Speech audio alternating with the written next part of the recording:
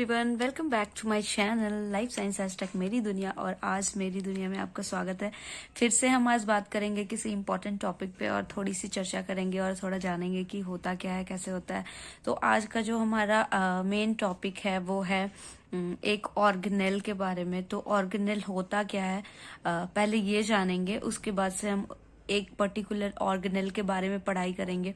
पढ़ाई क्या, कहानी सुनेंगे। कहानी सुनेंगे ताकि कहानी हमें बहुत अच्छे से याद रहती है। अगर हम पढ़ाई करेंगे तो बोरियत हो जाएगा। तो हम जानते हैं कि आखिर उस ऑर्गेनेल का काम क्या है हमारी बॉडी में, वो कैसे वर्क करता है, उसकी इम्पोर्टेंस क्या है, हम उसको किस नाम से जानते हैं। हम सबके बॉडी में होता तो है, बट हम सारे लोग उसको नहीं जानते हैं। बेसिकली बायोलॉजी वाले जो स्टूडेंट्स होते हैं उनको डीपली नॉलेज होता है हर एक ऑर्गेनेल्स के बारे में। तो मैं आपको डीपली तो नहीं क्योंकि फिर बोरियत हो जाएगा, बट जो बेसिक नॉलेज है वो मैं जरूर बताना चाहूंगी। तो चलो स्टार्ट करते हैं गाइस। तो आ गया है यहाँ पे आज का टॉपिक माइटोकॉन्ड्रिया। तो हम माइटोकॉन्ड्रिया जानने से पहले ये जानते हैं, जब भी एक इंसान की बॉडी बनती है तो वो कैसे बनती है। इंसान की बॉडी बनने से पहले होता क्या है, बहुत सारे एक पार्टिकल होते हैं, फिर बहुत सारे पार्टिकल मिलते हैं। बहुत सारे पार्टिकल मिलने के बाद वो एक सेल का निर्माण करते हैं। सेल बनने के बाद उससे ऑर्गेनेल्स बनता है। ऑर्गेनेल्स मतलब अलग अलग पार्ट होते हैं बॉडी के। ऑर्गेनेल बनने के बाद वो क्या करता है, होल बॉडी को बना देता है। होल बॉडी बनने के बाद एक हम सिंपली कह सकते हैं ये गर्ल है और ये बॉय है, ठीक है। तो अब होता क्या है, ऑर्गेनेल हमें ये समझ में आ गया कि बहुत सारे सेल्स को इकट्ठा जब कलेक्ट करते हैं तो उससे एक ऑर्गेनेल बन रहा है, और बहुत सारे पार्टिकल को कलेक्ट करते हैं तो एक सेल बन रहा है। तो अब हम बहुत सारे ऑर्गेनेल में से एक ऑर्गेनेल को निकालते हैं, माइटोकॉन्ड्रिया। ये माइटोकॉन्ड्रिया होता क्या है इसके बारे में जानते हैं गाइस। तो स्टार्ट करते हैं आज का अपना टॉपिक। तो सबसे पहले ये जानते हैं कि ऑर्गेनेल होता क्या है। बेसिकली होता क्या है कि एक पार्टिकल बहुत सारे पार्टिकल के साथ मिलते हैं, और बहुत सारे पार्टिकल के साथ मिलने के बाद वो एक सेल बनाते हैं। बहुत सारे सेल एक साथ मिलते हैं और उसको ऑर्गेनेल बनाते हैं, ठीक है। ऑर्गेनेल, बहुत सारे ऑर्गेनेल एक साथ इकट्ठा होकर एक होल बॉडी बनाते हैं।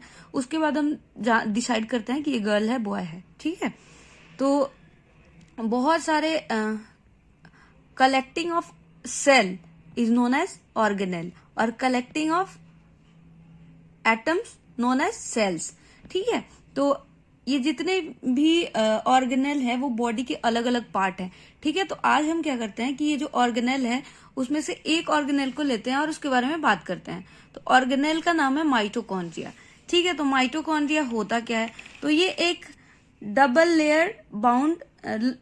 बाउंड लेयर ऑर्गेनेल है, ठीक है। ये होता क्या है, मेम्ब्रेन बाउंड ऑर्गेनेल बोल सकते हैं, और डबल बाउंड इसलिए बोल सकते हैं क्योंकि इसमें 2 लेयर ऑफ मेम्ब्रेन होते हैं, ठीक है। तो सबसे पहले इनका काम क्या है, इसका काम होता है केमिकल एनर्जी जितने भी मोस्टली होते हैं वो इसके अंदर में ही जनरेट होते हैं, ठीक है। हाँ जी, तो जितने भी केमिकल एनर्जी जनरेट होते हैं मोस्टली इधर ही होते हैं माइटोकॉन्ड्रिया में।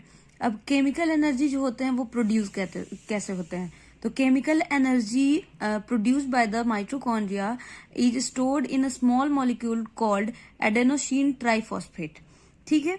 अब ये जैसे कि हमने क्या किया कि कोई रिएक्टेंट लिया, कोई सबस्ट्रेट लिया, उसका रिएक्शन करवाया, रिएक्टेंट डाल के रिएक्शन करवाया, तो उसका जो प्रोडक्ट बनता है, ठीक है, उस प्रोडक्ट को हम यहाँ एनर्जी बोल रहे हैं, ठीक है। जो माइटोकॉन्ड्रिया में केमिकली जो प्रोड्यूस हो रहा है उसको हम एनर्जी बोल रहे हैं। और वो एनर्जी जो है वो स्मॉल मॉलिक्यूल है जिनको एडेनोसिन ट्राइफॉस्फेट कहते हैं, वहां पे जाके स्टोर्ड भी हो रहा है, ठीक है।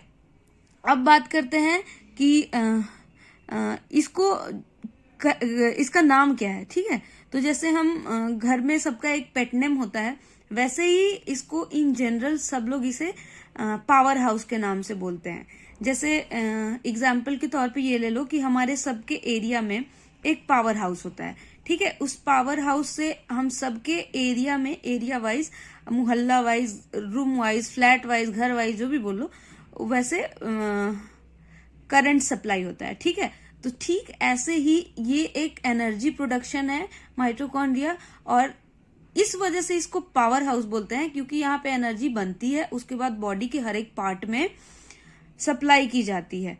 ठीक है। अब यहाँ पे जो इसका शेप होता है राउंड ओवल होता है, जो कि आपको दिख ही रहा है, और इसका जो रेंज होता है, दैट मीन साइज, वो होता है 0.5 to 10 माइक्रोमीटर। अब 0.5 to 10 माइक्रोमीटर मतलब आप खुद ही सोच लो ये कितना बड़ा होता होगा। अब इसके पार्ट के बारे में जानते हैं, थोड़ा स्ट्रक्चर इसका देख लेते हैं। तो यहाँ पे प्रेजेंट है आपका डीएनए। ठीक है। माइटोकॉन्ड्रिया में यहाँ डीएनए प्रेजेंट है। ये है इसका मैट्रिक्स, जो स्पेसियस पार्ट दिख रहा है बीच में, वो मैट्रिक्स है। इनर मेम्ब्रेन जो अंदर के लेयर हैं माइटोकॉन्ड्रिया के, उनको वो बिल्कुल झिल्ली लाइक होते हैं, उनको हम इनर मेम्ब्रेन के नाम से जान रहे हैं। ऑरिटल है, ऑरिटल इसको बोल रहे हैं, जो ये क्रिस्टलाइक बना रहा है ना, उसको ऑरिटल बोल रहे हैं। ठीक है। ये हो गया आपका आउटर मेम्ब्रेन, और बीच में जो स्पेस बच रहा है इसको बोल रहे हैं इंटर मेम्ब्रेन स्पेस। ठीक है। और राइबोसोम की बात करें तो राइबोसोम एक सेल पार्टिकल है जो आरएनए और प्रोटीन का सिंथेसिस करता है। और जितने भी सीक्वेंस होते हैं, मैसेंजर सीक्वेंस आरएनए का, उसका यूज करके जेनेटिक कोड भी बनाता है, और सीक्वेंस आरएनए के सीक्वेंस को ट्रांसलेट कर देता है बेसिस में और एमिनो एसिड्स में। ठीक है। तो ये हो गया हमारा होल माइटोकॉन्ड्रिया। आज के लिए बस इतना ही जानकारी ले लो भैया, इससे ज्यादा डाइजेस्ट नहीं होगा।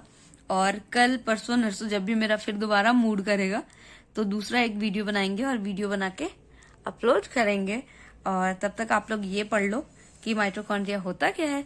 छोटी सी वीडियो है, थोड़ा सा टाइम दो और पढ़ लो। लाइक करो चाहे नहीं करो, नॉलेज जरूर लेके जाओ। Thank you so much. मिलते हैं नेक्स्ट वीडियो में।